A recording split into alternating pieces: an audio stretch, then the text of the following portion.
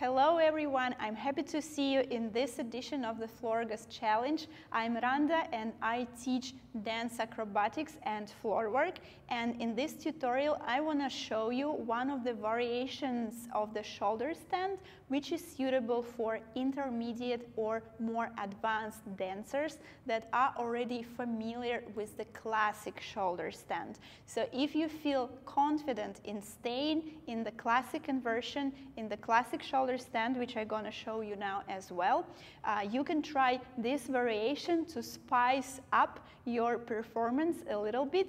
It can be used as a separate move in the choreography or also as a transition move or a transition between different kinds of shoulder stands.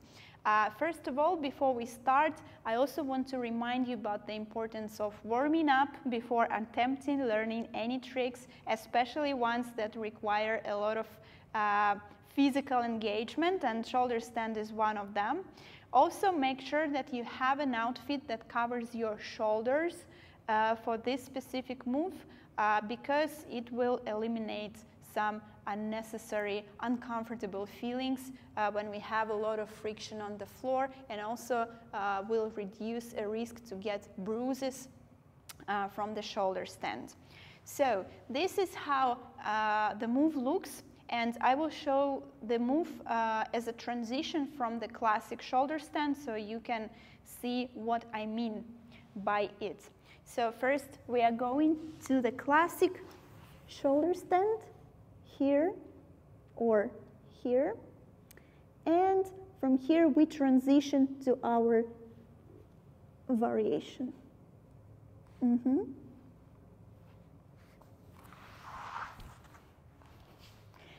Nice. So what is going on? In the classic shoulder stand we have the same arm, the same elbow and the same knee aligned, right? So when we go to the shoulder stand, if I go to the right side, this is the right side for me, that means I put my right knee on the elbow and I can already adjust my left leg. In this variation, you need to change the positioning of your knees. So instead of the right knee, you put on the elbow the left knee. And because of this, your hips go a little bit to the side. So here your hips look straight to the ceiling. Here they start looking to the side. First, try to practice this change. It will help your hips to understand what is going on, because shoulder stand is the inversion that requires a lot of balance and control over your hips. And it first might be challenging to find this balance. Don't worry if you fall already at this first step. It's not because you're not strong enough. It's because your body needs to learn first how to transfer the weight between those positions. Again, the first step to switch your knees. From here, I'm switching my knees, and when I feel comfortable here, I can try to straighten my legs. If you're not flexible enough, you can remain this knee bent, and this one goes straight. If you have very good flexibility, you can do it this way. What's happening with the legs? Basically, I put them in the V position. They don't have to be too wide. You don't need to have any splits there. This is the position I have. So this leg, which is closer to me, it goes a little bit up, while this one remains a little bit down and it's on my elbow. It's aligned with my elbow. Don't try to do it too wide because it actually doesn't look very good, and just 45 degrees angle is enough in this position to look nice. From here, the third step, which we're gonna try to do, is to release your head and either to try to put it in the air or just to move around. In order to do it, we need to be sure that we distribute our weight to our shoulders and arms. If you have too much weight in the shoulders and on your neck or in your cheek, if you put your cheek on the floor, you won't be able to maintain balance there. You need to press a lot with your arms to the floor. Imagine, give your brain a task that you don't want to lay down on the floor, but on the contrary, you want to stand up. You want to push yourself up from the floor, I'm really engaging my arms very much in this position because it's not very healthy for my neck to have basically any weight on my neck in the inversions. Our neck is a very vulnerable body part. Be careful with this. Again, from the classic shoulder stand, I'm changing my knees, oops, and I'm trying to release my head. If you can move your head here, that means you distributed your weight correctly.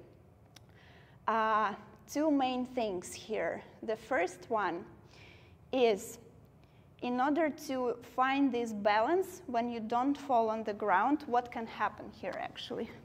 Let's see. So I was here, I changed, and I either have too much weight on my neck, you see, like I'm pressing to the floor with my neck and it's painful actually. Or if I don't distribute weight correctly, my hips are falling like this. So I have to be in the middle. And in order to be in the middle, we need to have this weight 50-50. 50 on the left side, 50% on the right side.